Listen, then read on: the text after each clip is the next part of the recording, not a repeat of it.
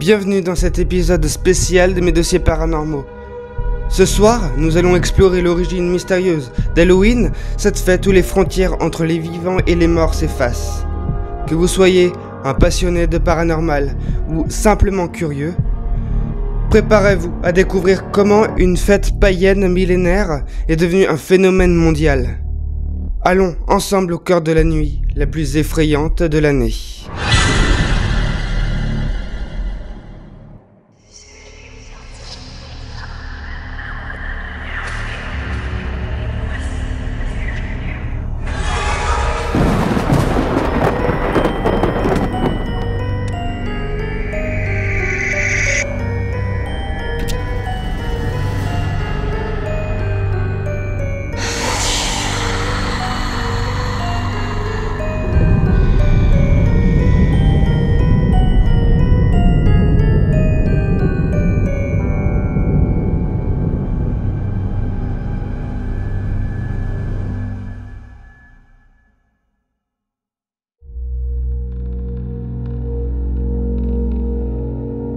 Pour comprendre les origines d'Halloween, nous devons revenir en arrière, il y a plus de 2000 ans, dans les landes brumeuses de l'Irlande et de la Grande-Bretagne actuelle.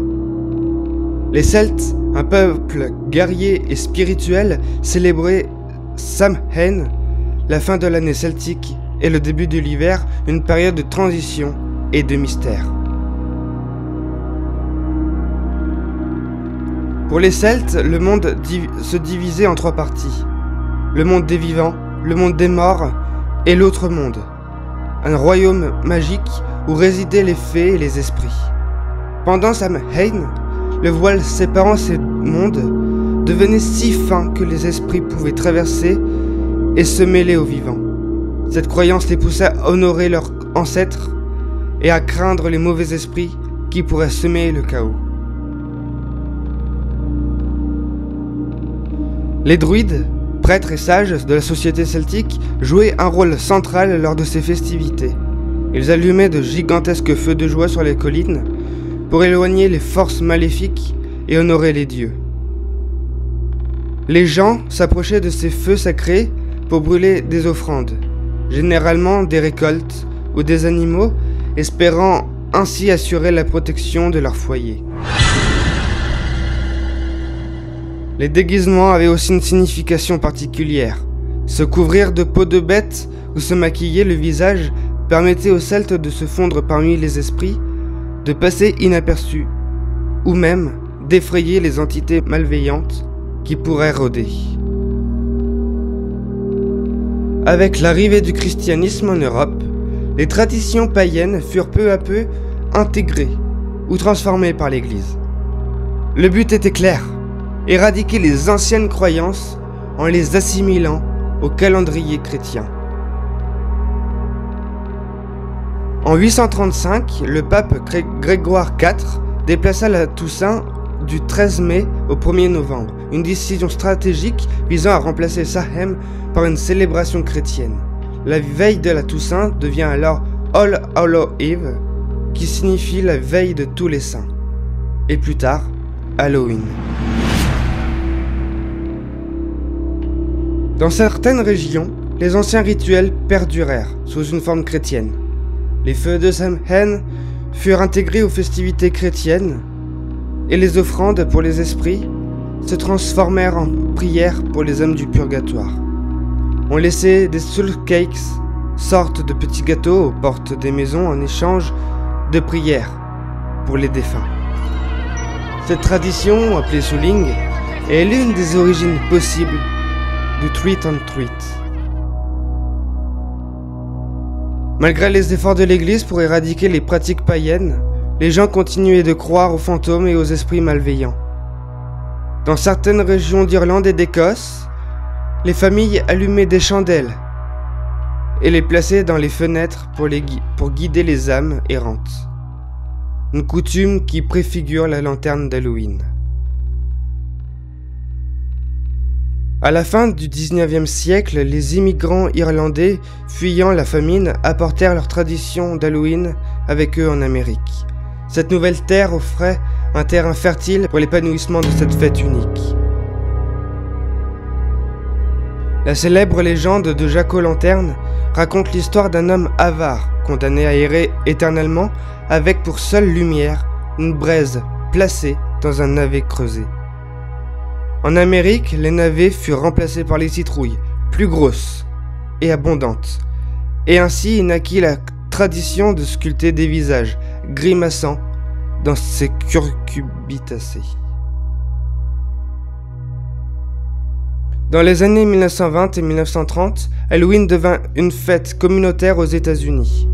Les écoles organisaient des défilés et les villes des fêtes de quartier pour éviter des mauvais tours.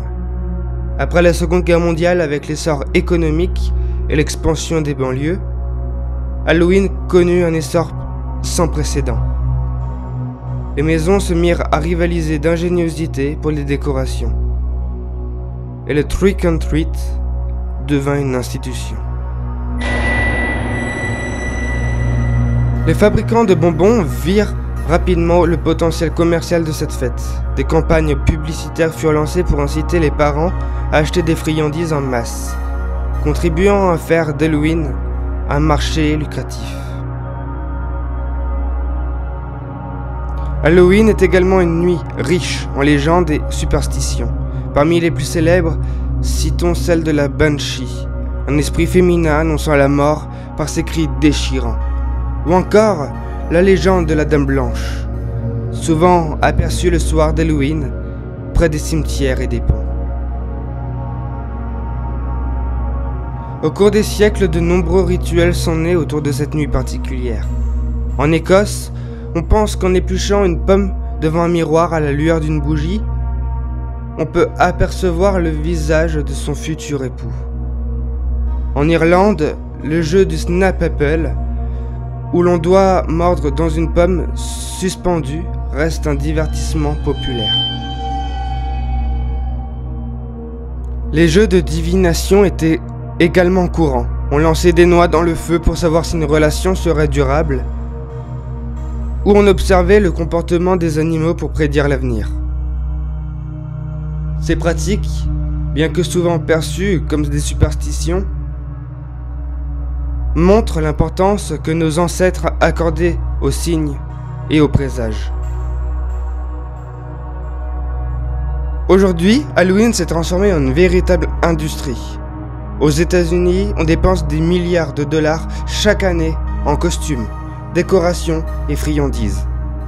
Des défilés comme celui de New York attirent des milliers de participants et de spectateurs.